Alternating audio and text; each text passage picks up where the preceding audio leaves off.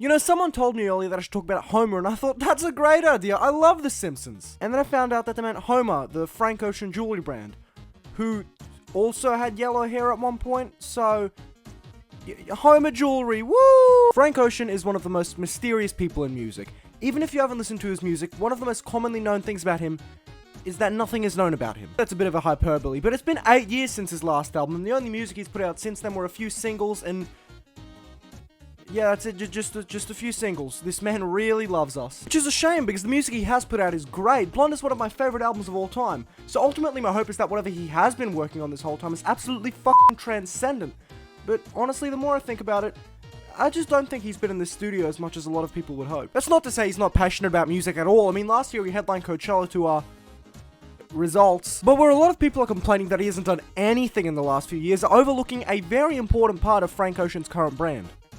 Homer. And as much as I hate to say it, no, I don't mean Homer Simpson, I mean Homer, the high-end jewelry brand founded by Ocean in 2021, selling jewelry for up to what the fuck? Homer is a very interesting piece of Frank Ocean's history, so I thought I'd look through it today, talk about his history, look at some of the pieces they sell, and figure out why this is what he's been so passionate about for the last few years. Money. The answer is money. Frank had always had a passion for jewelry. In an interview announcing Homer in 2021, he mentioned a photo of him as a baby where he was wearing a gold bracelet, gold rings, and a gold chain. I gotta set him up early somehow. Frank mentioned in the interview a long lineage of jewelry in his family, saying his mother was into jewelry, his godfather was into guns. Man, everyone cared about being rich in this family. It was clear that he was really passionate about jewelry. There's a lot of reference to it in his music. It was bound to happen at some point. And so after years of working on it, Frank Ocean finally announced Homer in a 2021 press release. Following the announcement, Frank made a statement on his Instagram account thanking everybody involved and...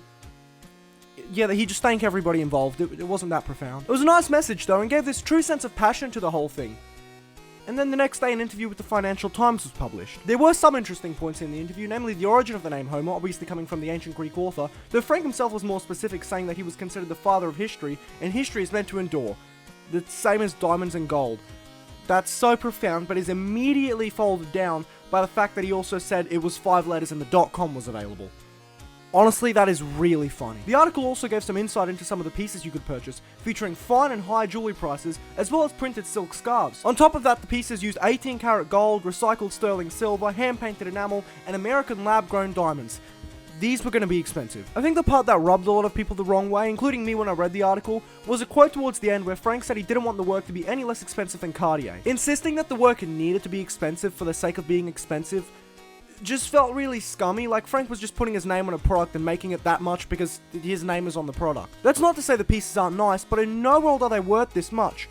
People just put money on it because Frank was associated with it. Granted, I would probably do the same thing if I had that kind of money, but my point is, it just feels rude. I don't think Frank hates his fans. To be fair, I feel like this was targeted to a completely different demographic, but it still feels like it's expensive for the sake of being expensive. And from that, I feel a lot of perspectives could be derived. So I created a chart listing all of them. First, and I found this one on Reddit, is the Frank is a capitalist asshole perspective. I think that one kind of speaks for itself. I just spent a minute explaining it. Next is the "oh, go easy on him, he's just trying new things" perspective. Also a fair argument, but most new things shouldn't cost this much. Third is the "this was a genuine passion product" perspective, and the prices are completely justified. I've only ever heard this one from rich assholes. To be fair, I think at least a couple of those fall under the same idea. Frank was doing this for money. He might have been passionate about it, but there's no reason they should cost this much. I also saw someone on Reddit call him a progressive capitalist. That is the funniest combination of words ever. Now, unfortunately, I couldn't get much info on where these were sold initially. I do know that they were available at the Homer retail store in New York, but the Homer online store wasn't launched until later that year. So there's a good chance that for a few months there, the only way you could get Homer jewelry was by going to New York, telling a poor jeweler, yes, I'd love to spend $3,000 on a chain, and then getting a $3,000 chain. I really want to know how many of the people that bought those pieces were Frank Ocean fans. Like, genuinely, I want to see that Venn diagram so badly. Now, alongside the collection, there was a catalog release titled Volume 1 A-OK. These catalogs, unlike the jewelry, were actually available for free for a limited time. However, that time was very limited, so now they're selling for... Jesus Christ, what the fuck? Well, now that we're up to here, I guess the catalog does give me a pretty good segue to actually look at the jewelry itself. So, you know, let's do that. Before getting into the jewelry itself, I do want to talk about the intro pages on these. I think these are really pretty. It gives a very ethereal sense to the whole brand. It kind of reminds me of the Endless video in the way that it's a lot of warehouse. Now that I think about it, that does make it sound very boring, but these are pretty photos. Just look at them. Now granted, these do take up about a fifth of the catalog, But we finally get to some jewelry. Oh, man. One of the first pieces in here is the AOK ring. I honestly think this is a pretty cool design. It's 925 silver, so it's definitely premium. I don't know if it's $650 premium, but it's one of the more unique designs on here. The ring itself was also available in gold, but you could get the AOK symbol as a belt, buckle, an earring stud, or even a pendant. That even includes this pendant with brilliant cut rubies. It's an interesting idea, although the design itself is a bit tacky, I'll be honest. I just don't like the color contrast. There's the H-crest pendant, which I think has an interesting concept, but honestly just looks a bit tacky. I mean, on top of it hardly looking like an H, the middle section just doesn't look appealing. I don't know how to describe it, it just makes me uncomfortable. I mean, the top piece is cool though. Now, the Hammerman pendant, on the other hand, I really like. It has this really cool symmetrical design with the diamond in the middle. It almost looks like two people reaching up at the star. Matter of fact, I'm pretty sure that was actually the goal. My point is, I really like this one. The colors are all really nice, and they have this really cool finish to them. I don't know if I'd spend $645 on it, but it's pretty. These hoops are probably one of the more basic pieces the store has. They're pretty, but nothing really special. You could probably find something like this at most jewelers. They are rhodium plated though, which is pretty rare across jewelry. Probably one of the more well-known pieces from the Homer catalog is the dice pendant, which is exactly what it sounds like. From all the photos and videos I've seen, I'm fairly sure they're only three-sided, but I like the little funny dude at the top, and the colors are really nice, especially the Shet blue one. Also, I think the way they incorporated the diamonds is really cool. I honestly couldn't understand why they did a dice design until I saw that. It's really clever, actually. Man, I just feel like I'm meat running at this point. Yeah, these ones are ugly. I don't like any of the sphere leg ones. I feel like that might be a bit of a hot take, considering this is one of the most well-known pieces from Homer, but these are just ugly. The legs aren't appealing, the middle has an odd expression, and they are insanely overpriced considering what's in them. They're not awful or anything, but I feel like the best way to describe them is a really tacky Apple accessory, except you just wear it around your neck. On the contrary, I really like the plus doll pendant. I think it's pretty cute. They give this real quirky vibe to them. There's definitely a name for the aesthetic that's just not coming to mind right now. I just like these. Also, considering some of the pricing on these products, I honestly think $890 isn't that bad. But not bad, I mean, compared to everything else, so I honestly don't know how much that says, but it could be worse. A few diamond cut trace chains available in both silver and gold. There's nothing too special about these, they're pretty basic chains all things considered. The catalog also features what is probably one of my favorite Homer products, the plus pendant, specifically the gradient ones, which aren't actually featured here, but honestly I always thought this design was cool. The design itself is pretty basic all things considered, but I really like the layered coloring, it makes it really stand out. Specifically anything in blue and green with these I think are the best ones. They're also not that expensive all things considered. Please keep in mind what I said about 30 seconds ago about the plus doll pendant. The final product I'll touch on in these catalogs are the silk scarves. This was one of the selling points of Homer, and they're nice. The design is similar to the plus pendants, but I don't think it stands out as much. Probably because it's silk and not diamond cut jewelry, but there's just not enough layers going on here to make it appealing. It feels kind of flat. Not to say they're ugly or anything, I can definitely see the appeal, but it just isn't as eye-catching as a lot of the other pieces on here. Now before I do end the catalog, there were a couple more pieces I wanted to touch on. Not because of the design, I could give less of a shit about that, but because of the price. Those include the H-crest high jewelry necklace and the sphere legs high jewelry necklace. Oh my god. Yeah, if anyone has $2 million to spare, I could really use it. I mean, yeah, they're the highest of the highest end, but I don't think that justifies it costing as much as a house. Like, I really want to know the target demographic for these, because I feel like a lot of the people who even care about Homer are Frank Ocean fans, and I don't think many of them have $2 million lying around. Drake has one. A fucking course Drake has one. I mean, that's really it in terms of the first Homer catalog. But there were a few more, and I'm not going to go as in-depth because there are a lot of products, and this is kind of draining me now just looking at the prices. But I'll touch on a few I think are interesting. The second volume of the Homer catalog, When a Dog Comes to Stay, was published soon after the first, and the title is very relevant to some of the new pieces here. Those are namely the Dolly, Iggy, and Wheezy pendants. I like these. They're these cute little 8-bit style dog pendants. They're nothing crazy, but it's one of the more unique pieces as part of the Homer catalog, and definitely one of the more appealing. Also, in the grand scheme of things, definitely one of the more affordable, but that doesn't really say much. I think the only gripe I have with these is that a lot of the colors don't suit them very well. They don't look natural or very appealing. I think the only exceptions to that will be the bubble blue and the alpine colors. Those ones work best, but stuff like the infrared and clover, they just don't look good. You could also get these designs on a silk scarf as well as a H-bone scarf.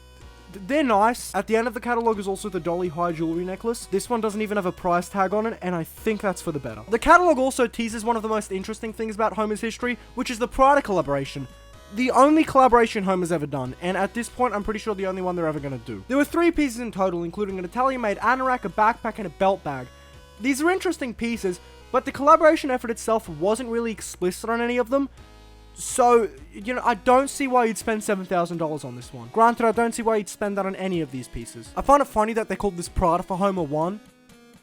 It's been 3 years and there's still no Prada for Homer 2. There were 2 more Homer catalogs, including the Homer poster collection and the Homer photography pieces. These are interesting, but there aren't any new pieces in them, so I don't know if they're really worth going into. The Mutations one does feature this really funny photo of Frank, though. That's it. And those are pretty much all the Homer pieces that have come out in the last few years, or at least all the ones I found interesting. Bar 1. In August of 2022, Homer released a $25,000 cock ring. I'm not joking. A $25,000 cock ring. Oh, Frank, please release new music. It's been years. Oh, that's a good one.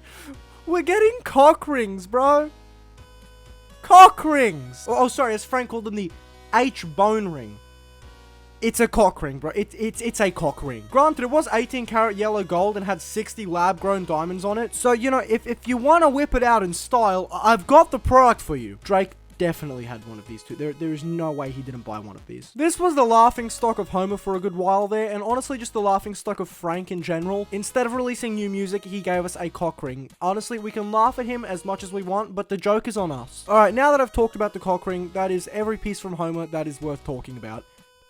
But that's not all I want to cover. There's 3 other supplementary pieces I want to talk about. First and foremost, the Homer retail store in New York, which I mentioned, what, like 5 minutes ago? I don't know, I haven't edited this yet. This is the first, and as it stands, probably only retail store Homer will ever have, located right inside the Bowery in Chinatown, New York. And by proxy, it's less of a store and more of a little stand.